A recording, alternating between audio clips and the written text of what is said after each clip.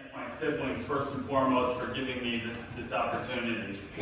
I am truly blessed to be one of 4 people here today who had the absolute privilege and honor to call Teresa Chu mom. Father Pat, I do need to apologize in advance. As I said, you know Teresa's my mother.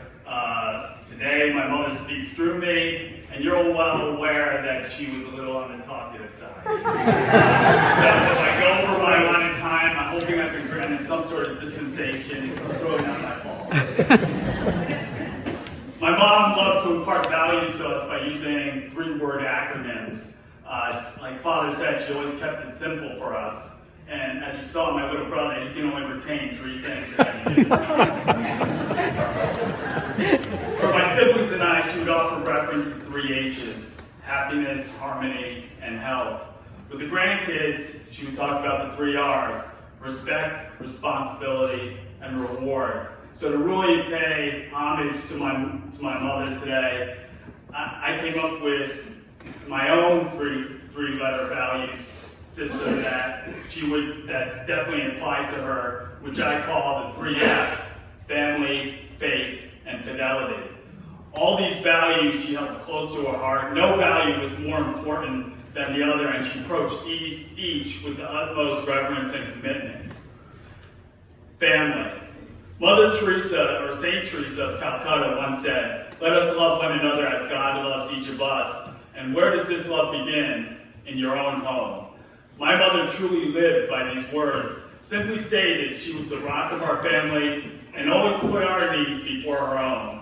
All of you in this chapel are also part of Teresa's family, as her love extended way beyond the boundaries of our home. As stated earlier, my mother was never at a loss for words. Many of you here have personally experienced a conversation with Teresa Chu.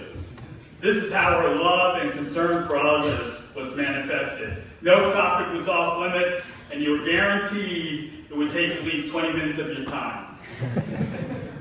The importance of education, saving money for a rainy day, and personal health were popular topics for her. For our families, these types of conversations, she saved them, and they were more frequent in nature. And there's a term that they use, it might be called nagging, but she saved that for us.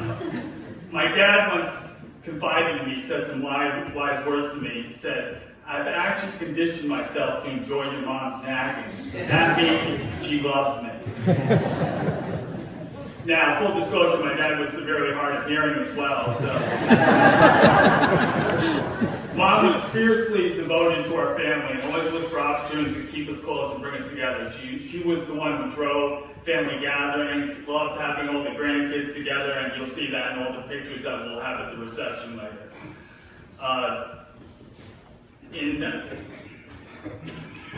This became her efforts in keeping our family together became even more evident after my father passed in 2012. Just last year, she fulfilled the dream of organizing a family reunion trip to China, which was a once-in-a-lifetime experience for all of us. And Mom's greatest trait was her innate ability to make family and friends feel special. She did not see a person's title, wealth, skin color, gender, or religion. All she saw was the inner goodness in those around her, and she looked for every opportunity to help others in any way she could. Faith. My mom understood and embraced the way of the cross. She spent her life seeking out and listening to God's voice. Her servitude and commitment to faith was inspirational, and she embodied Christ by selflessly putting the needs of others before her own. The walls of this very church provided my mom with a sanctuary where she could strengthen her relationship with God. That is the reason she asked for memorial donations to be made to St. Christopher and St. Sylvia. Nothing more than just very pure and transparent intentions. She understood the importance of having a vibrant faith community like this and ensuring that others could continue their spiritual journey and growth. My mom's recent illness tested her faith. She was human and had her doubts, but as we all know, faith cannot exist without doubt. Her faith was strengthened as she listened to God and offered up her pain as a sacrifice for others in greater need. My mom, like her mom before her, had an incredible amount of respect for the men and women of the cloth. She came to know Father Pat over the past couple of years and admired him immensely. Every time we called, she mentioned, since she moved up to Elizaville, she talked about Father Pat. So Father Pat, on behalf of my entire family, I'd like to express our special thanks to you for guiding my mom through her faith journey and supporting all of us during her illness. You're an incredible steward of the church. You've talked to us personally about the challenges that the church faced, and we have no doubt that with leaders like you, we will all overcome those challenges. In her last moments, Father Patrick administered last rites and told my mother to go to God, and as a testament of her faith, my mom listened to him. Fidelity. The most important person in my mom's life was my dad. Together they stood for the sanctity of marriage and demonstrated this through their undeniable love and commitment to each other. Mom's love for Dad was unconditional, and no words can truly describe how special their relationship was. After Dad's passing, my mom put all her energy into preserving his legacy, whether it was establishing an endowment fund at Purdue University or moving to Elizaville to take care of the lake house. Dad's legacy and our family's legacy was at the forefront.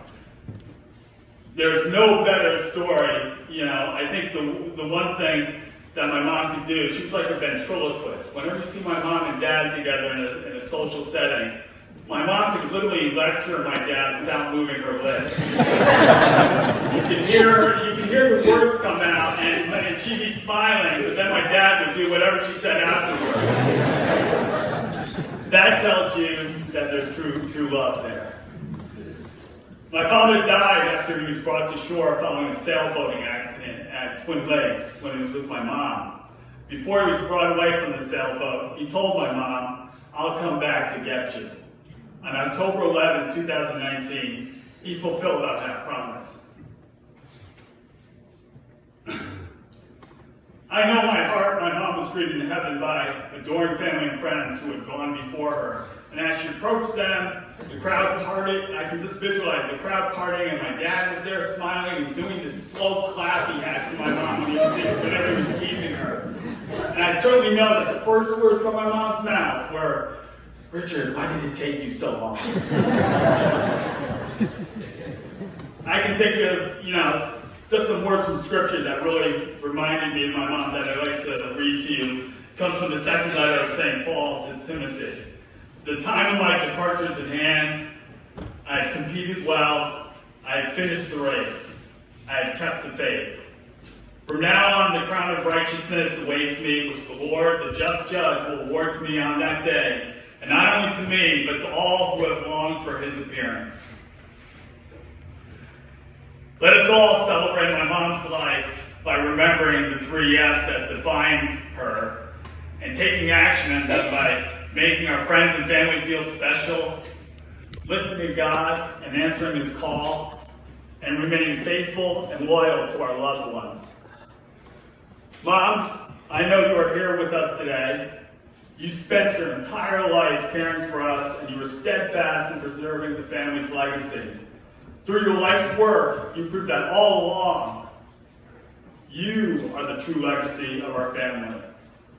The Lord is with you all. Thank you for celebrating my mom's life with us today, and may God bless you all with peace and prosperity. Amazing grace, how sweet the sound that